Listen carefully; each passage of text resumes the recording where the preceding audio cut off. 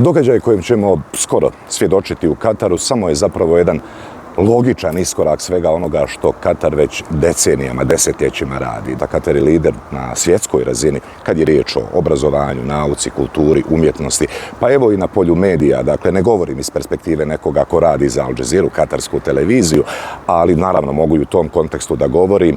Jednostavno je riječ o događaju koji pokazuje kontinuitet. Riječ je o događaju koji šalje poruku da Katar to može, da Katar to zna. Svjedočimo u posljednje vrijeme pogotovo različitim oštricama sa različitih strana koje su tako uperene prema Kataru, ali sve ono o čemu svjedočimo zapravo ide u prilog tvrdnji da Katar to tupi na jedan način da šalje najbolju moguću poruku. Katar šalje, dakle, poruku globalnih razmjera, Katar šalje poruku da zapravo svi jesmo jedno i da su u Kataru svi dobrodošli.